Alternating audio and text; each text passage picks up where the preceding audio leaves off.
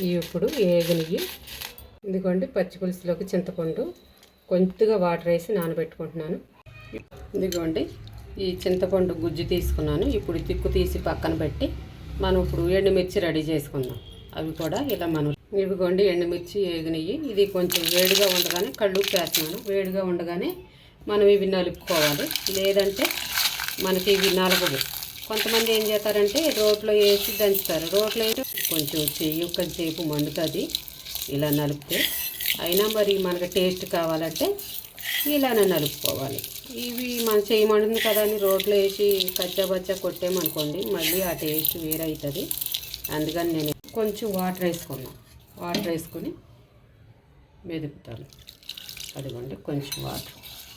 ఇది పులపే. మనం పులప తుక్కు తీసి పిసికి గుజ్జు పక్కకు పెట్టాను కదా, చింతపండు గుజ్జు, అది వేసాను. ఈ ఎండుమిర్చిలో గింజలు ఉన్నాయి చూసారా, ఈ గింజలు మనం ఉల్లిపాయ కూడా వేసి ఇప్పుడు మెదుపుతాము. అప్పుడు ఉల్లిపాయ కారము ఉప్పు పులప పీల్చుకొని చాలా కమ్మగా ఉంటుంది. మనం అన్నం తినేటప్పుడు ఈ ఉల్లిపాయ ఈ ఎండుమిర్చి గింజ తగిలితే చాలా కమ్మగా ఉంటుంది. అన్నం వేడిగా తినకూడదు. ఈ పచ్చిపులుసు వేసుకొని కొద్దిగా చల్లారిన తర్వాతే తింటే బాగుంటుంది. ఇదిగోండి రెడీ అయిపోయింది. ఇప్పుడు మనం ఉల్లిపాయ వేసుకుందాం. ఇదిగోండి ఈ తుక్కు తీసేసుకుని ఇప్పుడు ఈ గుజ్జులోకి మనకి 1/2 లీటర్ వాటర్ పడుతుంది, సరిపోతుంది మనకి. ఇదిగోండి సన్నగా తరిగి పెట్టుకున్న ఉల్లిపాయలు.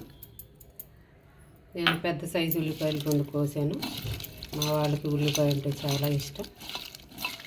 ఇవేనా అంటారు, తక్కువే.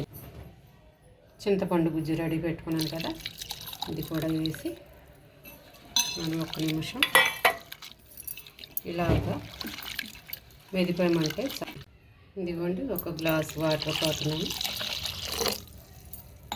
ఇప్పుడు ఘాటు సరిపోయిందా పులప, సాల్ట్ సరిపోయిందో లేదో చూసుకొని అప్పుడు కావాలితే కొంచెం వాటర్ వేసుకుందాం, లేదంటే తాలింపు పెట్టుకుందాం.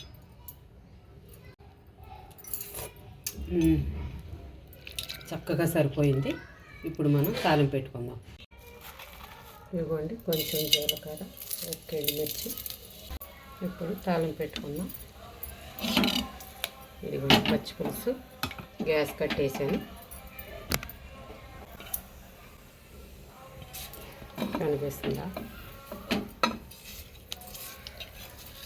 అది ఇవ్వండి కొత్తిమీర.